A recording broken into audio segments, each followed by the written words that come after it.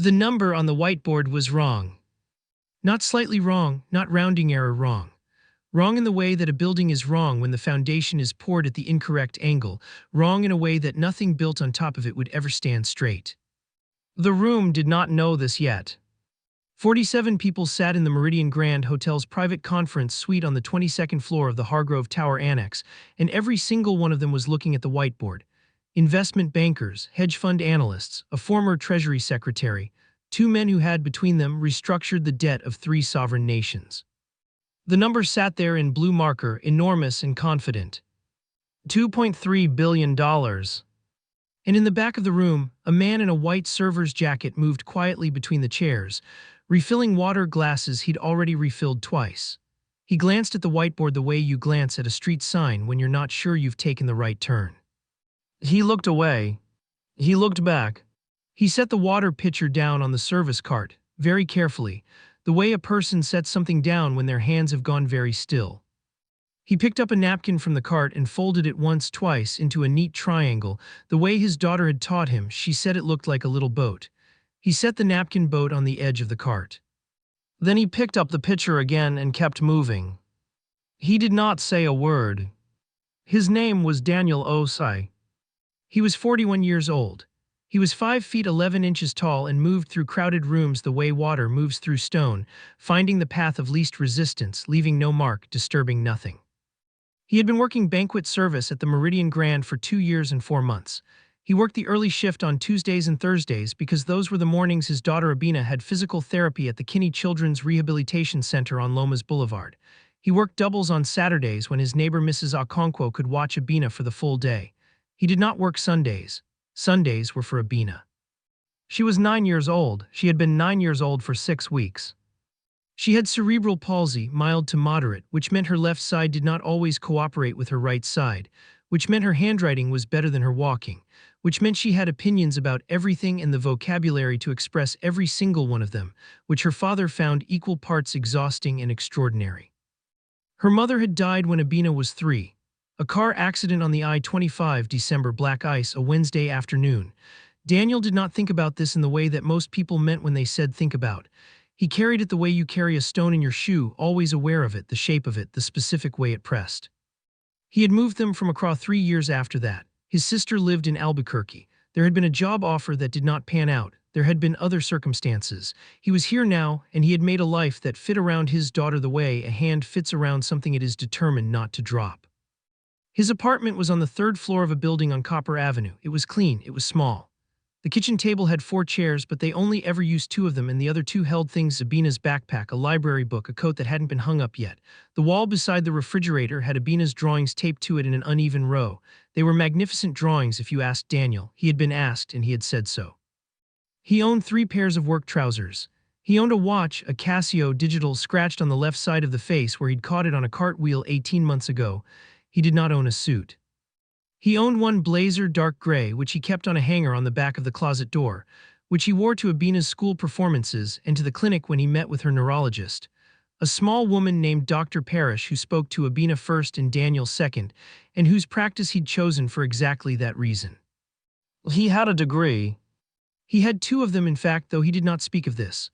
One in applied mathematics, earned at the University of Ghana in Legon, where he had graduated second in his class. One in financial engineering, earned at the London School of Economics on a partial scholarship, and a great deal of determination, where he had finished first. He had worked for 7 years at a mid-size quantitative analysis firm in London called Vantage Capital Strategies, where he had built risk models for structured finance products, and had been, by any reasonable measure, very good at it. He had left that life in pieces, the way you leave a burning building, taking only what you can carry, moving toward the exit, not looking back at what you're losing. He did not talk about this. His manager at the Meridian Grand was a man named Chip Calloway, who was 28 years old, had a hospitality management certificate from a community college in Phoenix, and who said circle back and touch base with such frequency that Daniel had once privately counted 14 instances in a single shift meeting. Chip liked Daniel because Daniel was reliable, quiet, and never created problems. He did not wonder much about Daniel beyond that. This was fine with Daniel. The Meridian Grand served 4 kinds of corporate clients. Pharmaceutical companies celebrating quarterly earnings, law firms hosting partner retreats, private equity funds doing investor days, and technology companies that wanted somewhere impressive to hold a meeting without going to the expense of impressive offices. The Hargrove Tower Conference Suite was the crown jewel, 22 floors up, views of the Sandia Mountains to the east, a room that could hold 60 and felt intimate at 40, with a whiteboard that ran the full length of the west wall and a catering anteroom that connected to the service elevator. Daniel worked these events because they were good tips and because the work itself required precision. Timing, spacing, temperature, the specific choreography of keeping a room supplied without anyone in the room ever actually noticing you were there.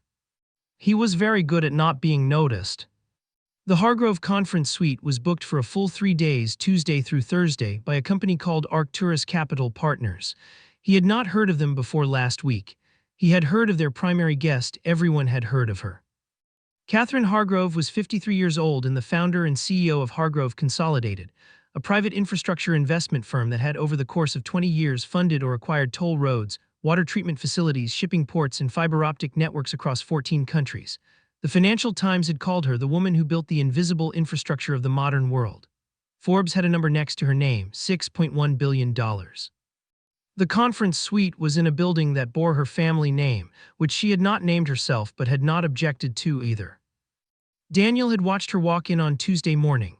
She moved the way powerful people often moved in his experience, deliberately, slightly ahead of the people around her, as if she'd already been where they were going and was waiting for them to catch up. She wore a charcoal suit and carried nothing, no bag, no phone, no folder. Other people carried things for her. She had gray eyes and close-cropped silver hair and the particular kind of tiredness that lives behind competent eyes, the tiredness of someone who had not stopped long enough to feel it yet. He had refilled her water glass at 9:14 a.m. She had not looked up. This was Tuesday. By Thursday morning, the conference was in its final session, and the number on the whiteboard was wrong, and Daniel Osai was watching it the way he had been watching it since yesterday afternoon. The way you watch something you can't quite stop looking at. The way a word keeps catching your eye on a page even when you're trying to read the next line. He kept moving, he refilled glasses, he cleared small plates, he did not say anything. The man who had written the number was named Preston Galloway. He was 44 years old and the managing director of structured investments at Arcturus Capital Partners. He had a firm handshake and a very good suit and the kind of smile that arrived slightly before it was needed and stayed slightly past its welcome. He had been the one presenting to Catherine Hargrove's team for the better part of 2 days, and he had the smooth, unhurried confidence of someone who had spent his career in rooms full of people who believed what he told them. This was, Daniel had noted quietly, a confidence that was not entirely earned. He had spotted the error on Wednesday at 3:47 p.m. The presentation was a proposed infrastructure acquisition, a package of municipal water treatment facilities across 4 southwestern states, bundled by Arcturus and presented to Hargrove Consolidated as a long-term yield play. The projected internal rate of return over 20 years was the heart of the pitch. Preston Galloway had written the headline number on the whiteboard in the first hour of Wednesday's session, $2.3 billion in projected cumulative yield over the investment period. The number was derived from a model. The model was on a laptop that had been projected onto the secondary screen behind the whiteboard. Daniel had seen the model briefly, the way you see something from across a room, not clearly, but enough. Enough to notice that the compounding interval in the yield calculation was wrong. It was a subtle error.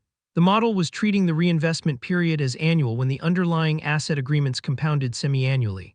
Over 20 years across a portfolio of this size, that discrepancy did not produce a small difference. It produced a gap of somewhere between $200 and $250 million. Daniel had carried this information with him since Wednesday afternoon, the way he carried most things, quietly, inside, looking at it from different angles. He was not certain it was his place to say anything. He was a server. He cleared plates. The difficulty, the thing that kept snagging at him, was that he was watching Catherine Hargrove make a decision based on a number that was not real. And she did not know that, and the people around her did not appear to know that, and the people presenting it either did not know it either or knew it and were not saying so. And Daniel had spent 11 years building the exact kind of models that produced the exact kind of error he was looking at, and the number was wrong. And a person who did not deserve to lose $250 million was about to agree to lose it. Thursday morning, the final session. Catherine Hargrove arrived at 8:02 a.m. She had the look of someone who had slept well enough. Preston Galloway arrived at 8:11 and arranged his notes with the particular care of a man who knew the day was going to end in his favor. By 10:30, the session was moving toward its conclusion. Catherine had asked good questions, her team had asked good questions. Preston had answered all of them with the fluency of someone who had rehearsed, and Daniel had watched him do it from the anteroom doorway, one hand on the service cart handle. At 10:47, Preston Galloway said, "So we're looking at a final decision before lunch." Catherine Hargrove looked at her chief of staff, a young woman named Nina Torres who sat at the end of the table with two laptops open and the careful, efficient expression of someone permanently operating at 90% capacity. Nina gave a small nod. Catherine looked back at Preston. "Final question on the yield model," Catherine said. "Walk me through the compounding assumption one more time." Preston walked her through it. He used the whiteboard. He drew an arrow from the $2.3 billion figure down to a smaller number and then drew another arrow back up. He was very fluent. He was very confident. The arrow went back up to $2.3 billion. Daniel set a water glass down on the service cart. He picked it back up. He looked at the glass. He set it down again. He walked to the edge of the room. "Excuse me." His voice was not loud. It was not soft either. It was the voice of someone who spoke precisely because they intended to be heard. 47 people looked at him. Preston Galloway looked at him the way you look at something that has appeared where it should not be, a flicker of recalibration, quickly resolved into a polite, dismissive smile. "Can we help you?" "The compounding interval," Daniel said. He was looking at the whiteboard, not at Preston. "The underlying asset agreements for the water treatment facilities, are they structured on annual or semi-annual compounding?" A very short silence. Catherine Hargrove tilted her head approximately 3 degrees to the left. Preston's smile did not move. "The model accounts for the standard industry." "The model uses annual intervals," Daniel said. He still wasn't looking at Preston, he was looking at Catherine. "The asset agreements compound semi-annually. Over 20 years on a portfolio this size, the difference is roughly $230 million. The actual projected yield is closer to $2.07 billion. Nobody spoke. Daniel stepped back toward the anteroom. "I apologize for the interruption." He went back through the door. Inside the anteroom, he restacked the side plates that didn't need restacking. He straightened the napkins. He listened to the silence in the conference room, which lasted 11 seconds, and then to the eruption of voices that followed, which he did not specifically listen to because that was not his business. His business was the side plates. 3 minutes and 40 seconds later, the anteroom door opened. Nina Torres leaned through it. She had the expression of someone who had just watched something unexpected happen and had not yet decided how to file it. She was holding a folder and looking at Daniel as if she was seeing him for the first time, which, in the meaningful sense, she was. "Ms. Hargrove would like to speak with you," she said. "I'm on shift," Daniel said. Nina Torres blinked. "I understand she'd still like." "After my shift," he said, 4 o'clock, I'll be in the lobby." She looked at him, he looked back at her, not unkindly. "I'll tell her," Nina said and closed the door. What happened in the conference room over the next 40 minutes, Daniel did not witness directly. He heard parts of it through the door. He reconstructed the rest from what Nina told him later, and from what the junior analyst from Arcturus, a young man named Marcus Webb, 26 years old, who had been sitting in the far back corner with his laptop, and the particular misery of someone who has known something uncomfortable for a long time, and not known what to do about it, finally said out loud. Marcus Webb had flagged the compounding error internally on Tuesday night. He had sent an email to Preston Galloway at 11:23 p.m. on Tuesday, subject line, "Quick cue on yield model assumption compounding interval." He had written 4 careful, precise sentences. He had attached a spreadsheet showing his recalculation. Preston Galloway had replied at 7:14 a.m. Wednesday. His reply was 5 words, "already accounted for in model." It was not accounted for in the model. Marcus Webb was 26 years old and had been at Arcturus for 14 months and understood very clearly what it meant to question a managing director with 47 people in the room, which was why he had not said anything, which was why he had been sitting in the back corner with his laptop in his misery since Tuesday night, which was why when a server in a white jacket said the thing he had been unable to say, Marcus Webb's hands had gone completely still on his keyboard. After Daniel left the room, Marcus opened his laptop. He pulled up the Tuesday email chain. He turned the laptop around and slid it to the center of the table. Catherine Hargrove read it. She read it twice.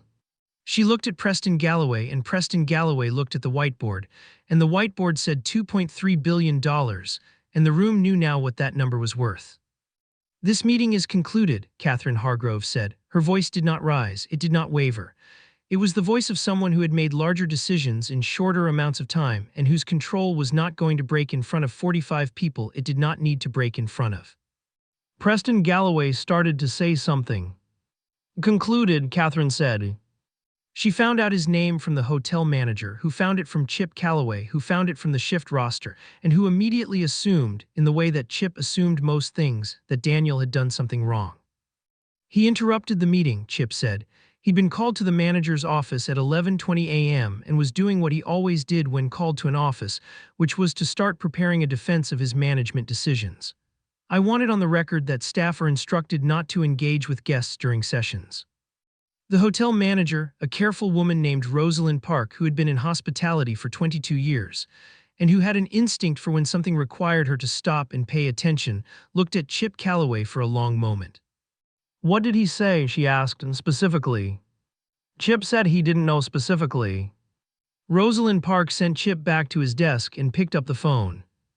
Daniel was in the lobby at 4 o'clock. He had changed out of his server's jacket and was wearing his regular clothes, dark jeans, a blue button-down shirt, the sleeves folded once at the wrist. He was sitting in one of the lobby chairs reading something on his phone. He looked like a man waiting for a bus. Catherine Hargrove came down in the elevator at 4:03. She was alone. This was, Nina Torres would tell her later, the first time she had been anywhere without at least one staff member in 11 months. She walked across the lobby and stopped in front of Daniel's chair. He looked up. "Daniel Osai," she said. "Yes," he said.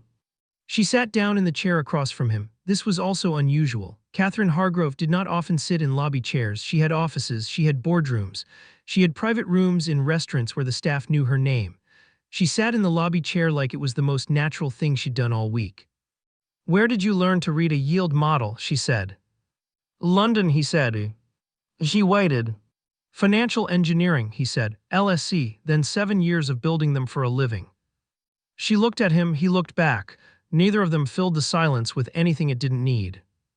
"Why are you here?" she said, not unkindly. It was the question she actually wanted answered. "My daughter has physical therapy on Tuesday and Thursday mornings," he said. "This job has the right schedule." Catherine Hargrove sat with that for a moment. "What's her name?" she said. "Labina," he said. She nodded once. "I have an office in Denver," she said. "A full quant team, the kind of error you caught today. It shouldn't be catchable by someone outside the firm. It shouldn't exist, but it did and you caught it." She paused. "I'd like to know if you'd be interested in a conversation." Daniel looked at the lobby doors. The light outside was the long gold light of late afternoon, the light that meant Abina was probably home from school, and Mrs. Okonkwo was probably making her eat a snack before she'd be allowed to start her drawings. "What kind of conversation?" he said. "The kind that might take more than one meeting," Catherine said. Daniel folded his hands on his knee. "I'm not looking to move to Denver." "I'm not asking you to." He looked at her.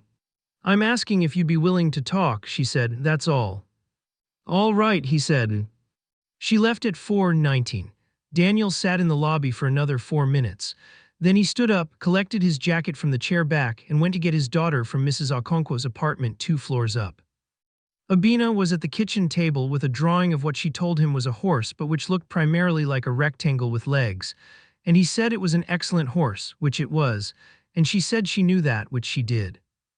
He made rice and stew, and she talked about something that had happened at school that had been, in her assessment, extremely unfair, and he listened to the full account and agreed that it did sound extremely unfair, and after dinner he helped her with her physio exercises, the ones for her left hand, the ones she didn't like.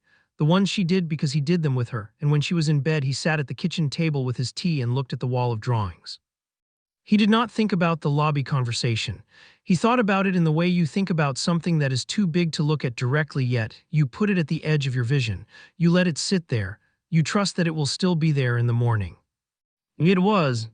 What Daniel did not know yet, what he would learn in pieces over the following 2 days, was that the story was not over inside Arcturus Capital Partners. Preston Galloway had not made a mistake. not in the way that the word mistake usually means.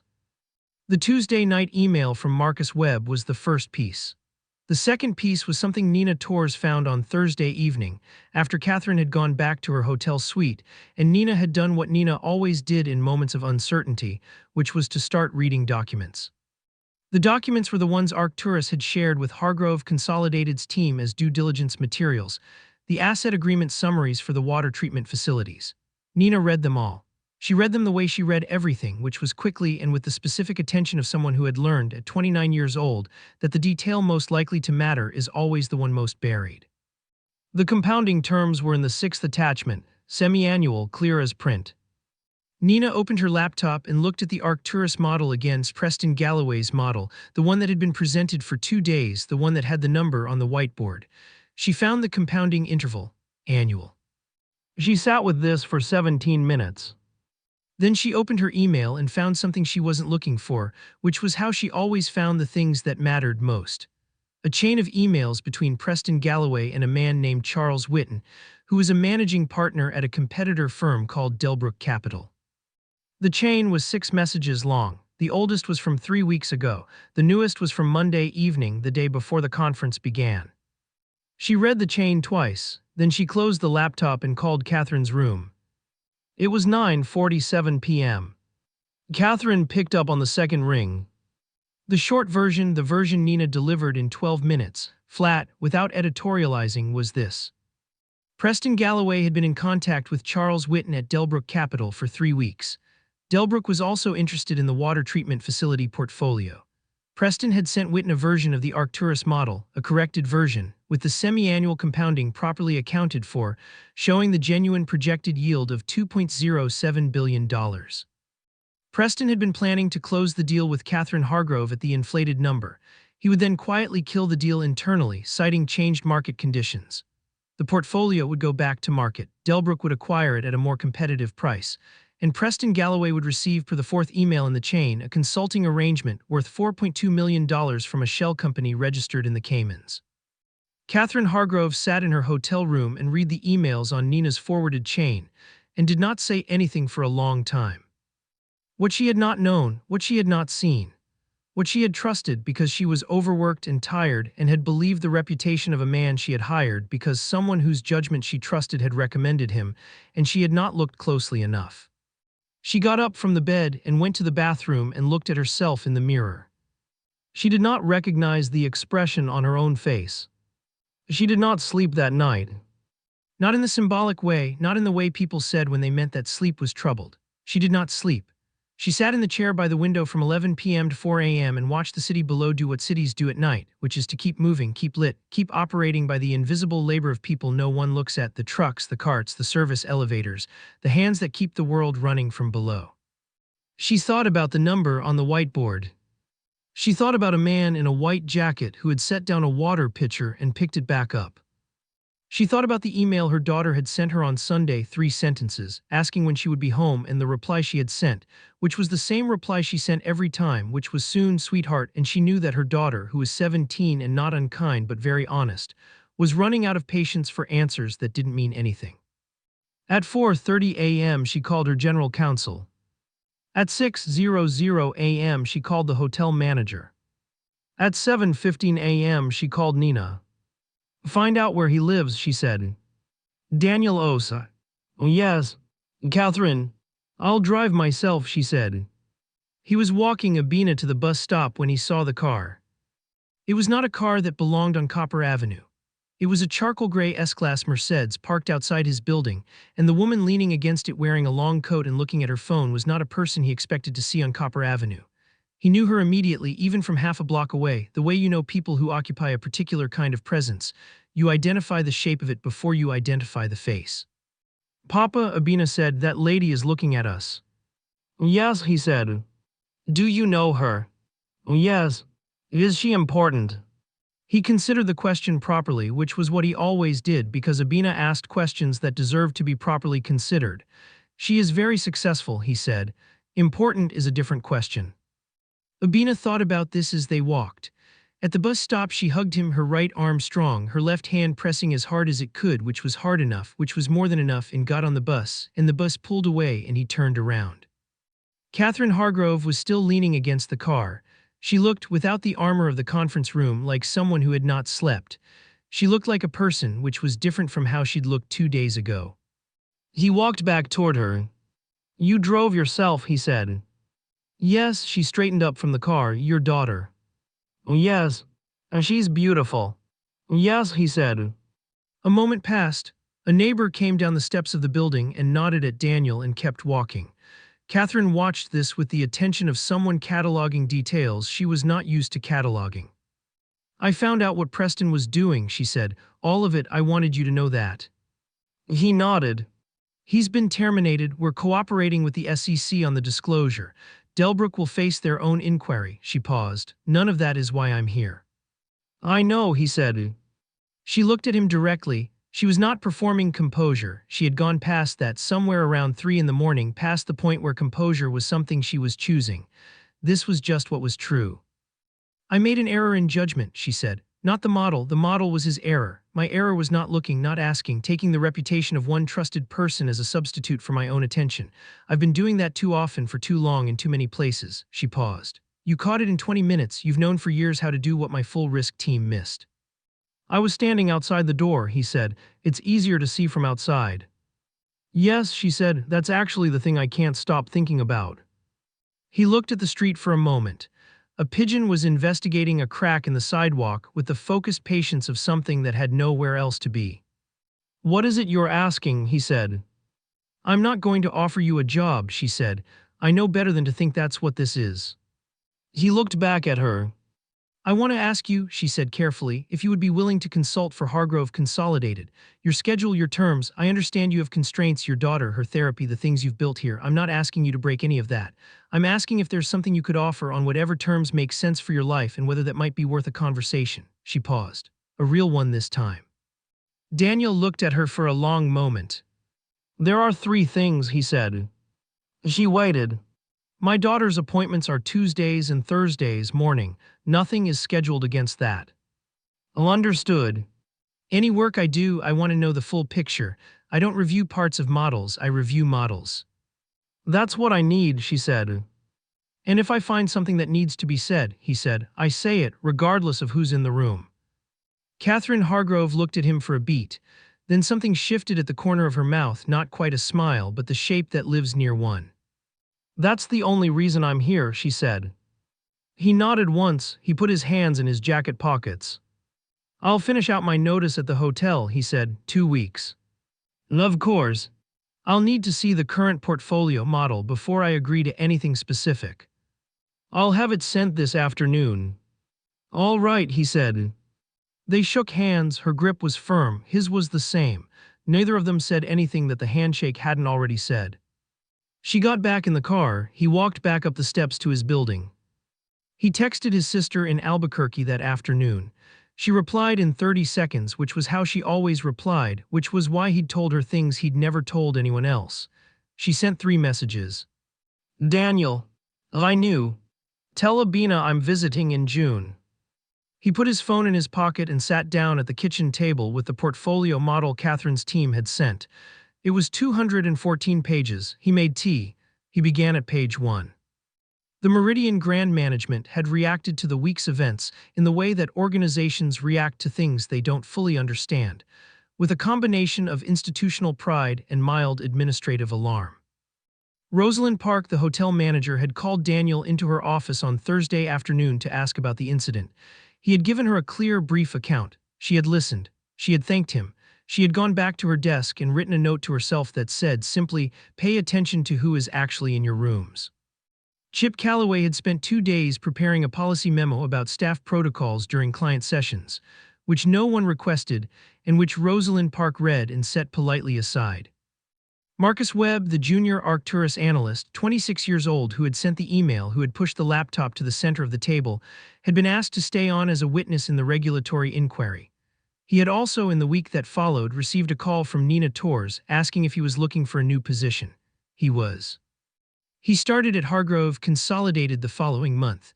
in a role that required him to ask uncomfortable questions in rooms where that was not always welcomed. He was very good at it. He had learned in one Thursday morning what it cost to stay quiet. The portfolio was complicated.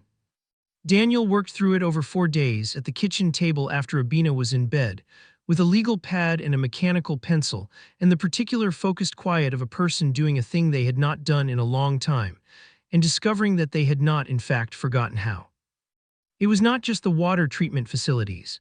The portfolio was a collection of 19 separate infrastructure asset groups across 8 states, structured through a series of holding vehicles, with compounding intervals that were, as he had begun to suspect from the model alone, inconsistently applied throughout. Someone had built the original model well. Someone else had added to it over time, layer by layer, assumption by assumption, the way a translation degrades when passed through too many intermediary languages. The yield projections across the full portfolio were inflated by a total of somewhere between $380 million and $420 million. This was a meaningful number, it was not a catastrophic one. The underlying assets were solid, genuinely solid, in the way that municipal water systems and toll infrastructure are solid, which is the way rocks are solid because people need water and roads regardless of what the market is doing. The yield was real. It was just smaller than the model said. He wrote up his findings on the legal pad in the precise, minimalist notation he'd developed in London, something that looked, to anyone unfamiliar with it, like a series of abbreviated equations and percentages with no connective tissue, but which was, in fact, a complete diagnostic in the language of the people who needed to read it. He sent it to Nina Torres at 11:40 p.m. on a Sunday. His cover note was 4 lines. Compounding inconsistencies throughout, not isolated to the water treatment group. Corrected yield projections attached. The assets are strong. The model needed this work. Dios. Nina Torres opened the email at 6:12 a.m. Monday. She read the diagnostic 3 times. She forwarded it to Catherine's full risk team with a single line of her own: read all of it. The risk team read all of it. They spent Monday morning in a call that Daniel was not part of, which was fine, because he was dropping Abina at school and stopping at the hardware store for a light bulb and making coffee in his kitchen. The risk team's call lasted 2.5 hours. At noon, the team lead, a meticulous woman named Priya Chandra, who had a doctorate in financial mathematics from Chicago and who had been, she would tell Catherine privately, slightly humbled by the diagnostic's precision, sent a note to Nina. The note said, "Where has this person been?" Catherine had read the note and put it on her desk and sat with it for a while. On Wednesday, Catherine Hargrove returned to the Meridian Grand. She had called ahead. She had asked Rosalind Park if she could use the Hargrove conference suite for 1 hour that afternoon, and if she could ask that all staff who had been working the 3-day Arcturus event be present if they were willing. Rosalind Park had said yes. Catherine arrived at 3:00 p.m. She was alone, no Nina, no chief of staff, no security. She had a folder and a pen, and she set both of them on the conference table and stood at the front of the room. 7 staff members were there. 2 junior servers, the catering coordinator, the AV technician, the floor supervisor, Chip Calloway, who had come because Rosalind had told him to, and Daniel Osai, who had come because he'd been asked, and because it did not occur to him to be anywhere he said he would be.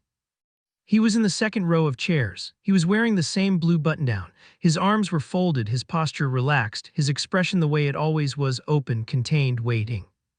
Catherine stood at the front of the room, in front of the whiteboard where the wrong number had lived for 2 days, and looked at the people in front of her. 3 weeks ago, she said, I was almost party to a significant financial fraud. I was protected from that by an employee of this hotel who noticed what my own team did not. I'm here because that deserves to be said out loud in this room in front of the people who were here. She looked at Daniel. He looked back.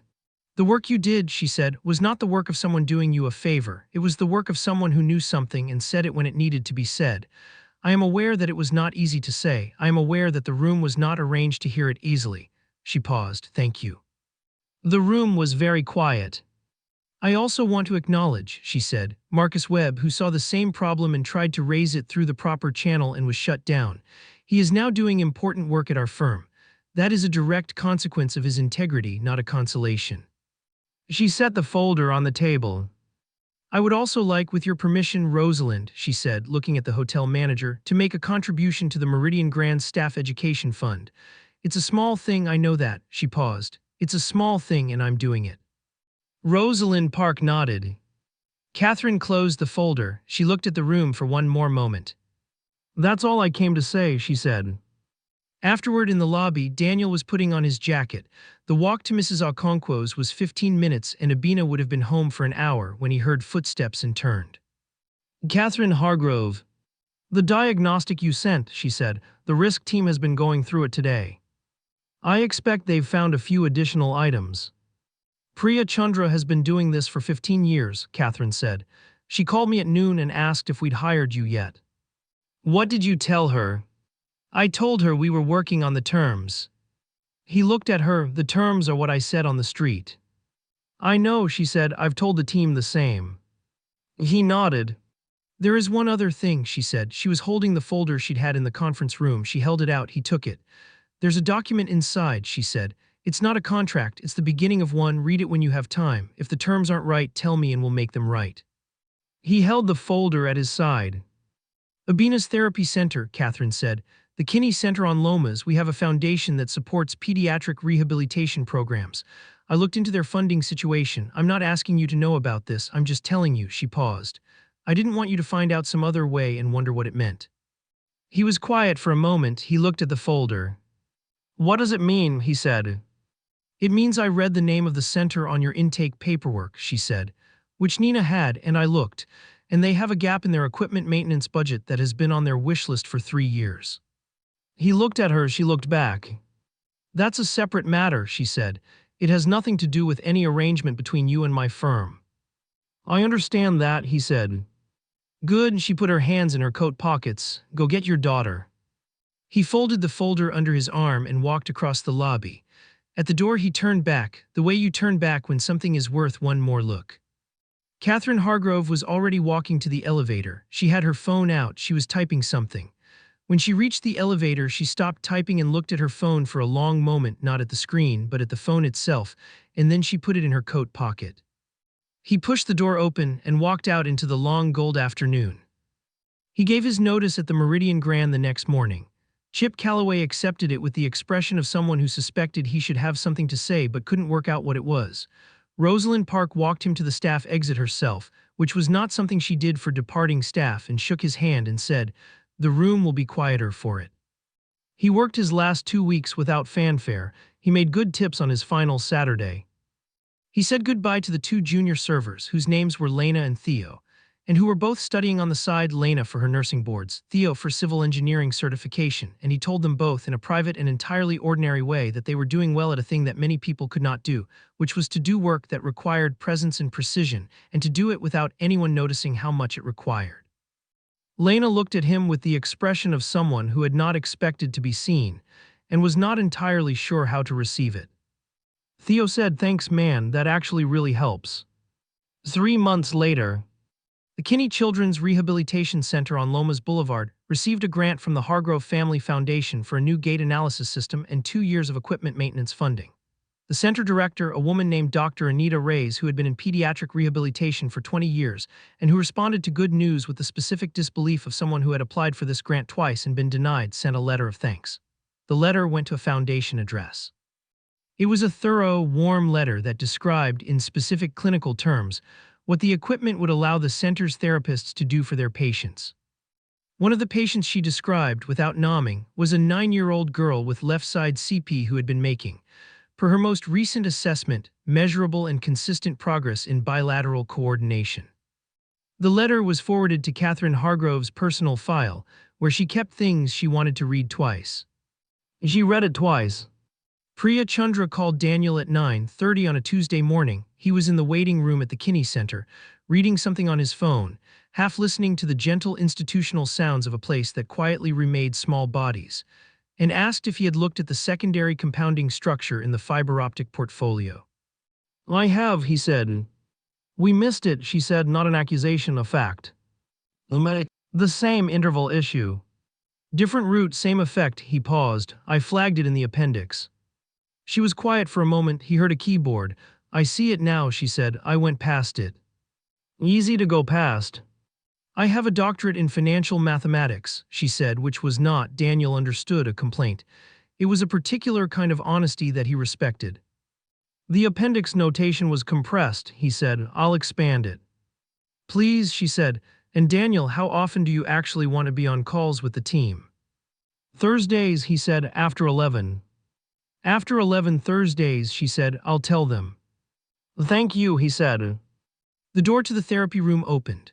Abina came through it, listing slightly to the left the way she always did when she'd been working her left side hard, which was the good kind of listing, the kind that meant she'd been working. She was wearing a yellow shirt and had a drawing in her right hand. She'd done it during the session in the corner on a paper the therapist kept for her. Look, she said, holding it out.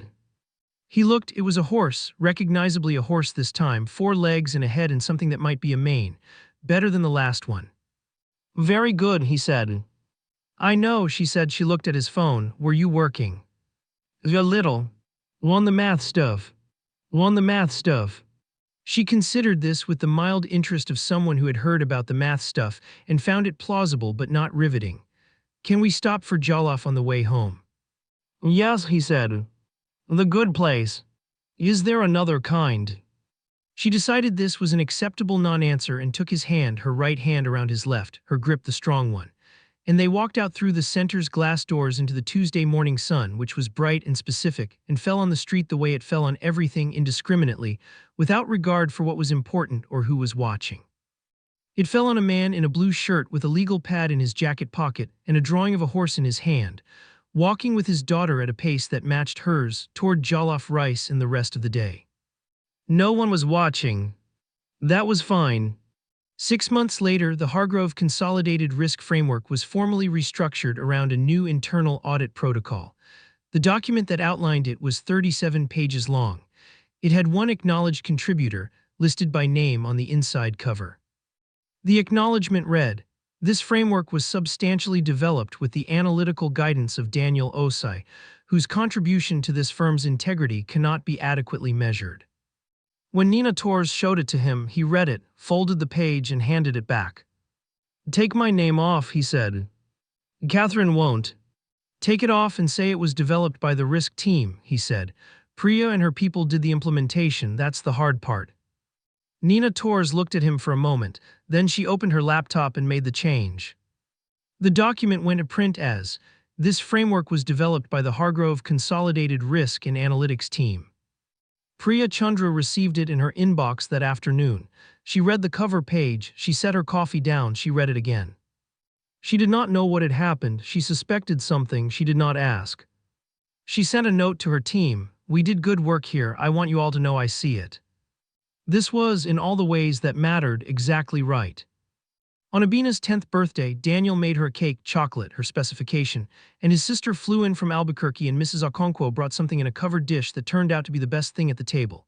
And Dr. Parrish, who was not in the habit of attending patient birthdays, but who had received an invitation written in the careful, slightly left-leaning handwriting of a 9-year-old, and had found herself unable to decline it, sat at the kitchen table and ate 2 pieces of cake, and said that in 20 years of practice she had never been to a better party. Abina accepted this as her due. After the guests left, Daniel washed the dishes and Abina sat at the kitchen table with a new drawing pad, which had been Mrs. Okonkwo's gift, and drew in the specific concentrated silence of someone engaged in important work. He dried his hands and came to look over her shoulder. She was drawing a horse, this one had a rider. "That's good," he said. "I know," she said. He sat down across from her. He looked at the wall of drawings, the long, uneven row of them, the ones from before and the ones from now, the rectangle horses and the better horses and the drawings of things he couldn't always identify but which she explained patiently if he asked, and he always asked. Outside, the street made its ordinary sounds. The city kept moving. He folded his hands on the table. He understood without nomming it, exactly where he was supposed to be. Mend